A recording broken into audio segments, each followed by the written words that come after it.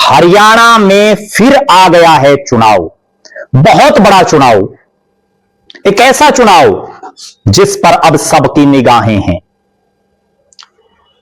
हरियाणा प्रदेश से देश की सबसे बड़ी पंचायत और संसद, उसके उच्च सदन राज्यसभा के लिए चुनाव का डंका बजने वाला है।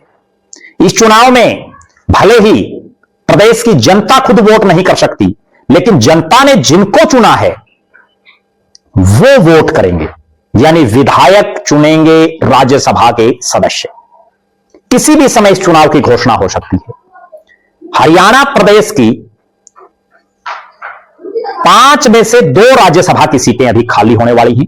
कुल 5 राज्यसभा की सीटें हरियाणा में हैं, जिनमें फिलहाल 4 भारतीय जनता पार्टी और 1 निर्दलीय हैं जिन्होंने बीजेपी को समर्थन दे रखा है, वो सांसद हैं। मैं अगर सिलसिलेवार तरीके से आपको बताऊं तो रेखा शर्मा भारतीय जनता पार्टी की सांसद है राज्यसभा की, किरण चौधरी बीजेपी की सांसद, सुभाष बराला, रामचंद्र जांगड़ा, ये 4 बीजेपी के, और कार्तिकेय शर्मा निर्दलीय हैं। हालांकि उन्होंने सरकार के साथ हैं, उनकी मां प्रदेश में बीजेपी की विधायक हैं, शक्ति रानी शर्मा कालका से।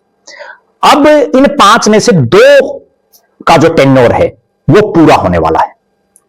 रामचंद्र जांगड़ा, जिन्होंने अपनी जिंदगी में बहुत से विधानसभा के चुनाव लड़े लेकिन कभी नहीं जीत पाए, अलग अलग पार्टियों से लड़े फिर भी नहीं जीत पाए, लेकिन बीजेपी ने उनको बिना चुनाव लड़ाए, क्योंकि चुनाव तो वो जीत नहीं पा रहे थे, देश की सबसे बड़ी पंचायत संसद के उच्च सदन राज्यसभा में भेज दिया।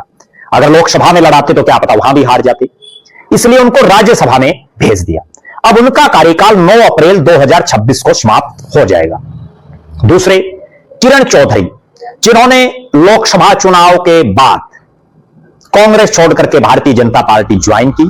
अपनी बेटी श्रुति चौधरी को कांग्रेस ने जब टिकट नहीं दिया तो उसके बाद जो है मां बेटी दोनों ने अपने तमाम कार्यकर्ताओं के साथ जो उनके नजदीकी हैं कांग्रेस छोड़ के बीजेपी में शामिल होने का उन्होंने निर्णय लिया। और उसके बाद चूंकि दीपेंद्र सिंह हुड्डा राज्यसभा के सांसद थे और वो लोकसभा के लिए भी निर्वाचित हो गए, तो उन्होंने राज्यसभा से रिजाइन दिया। वो सीट खाली हुई और उस सीट पर किरण चौधरी को भेजा गया। ये वही किरण चौधरी हैं जिनको कांग्रेस पार्टी ने 2004 में हरियाणा से ही राज्यसभा का चुनाव लड़ा था, लेकिन तब ये चुनाव हार गई थी। हरियाणा में मंत्री रही, विधायक रही, दिल्ली में विधानसभा की डिप्टी स्पीकर रही,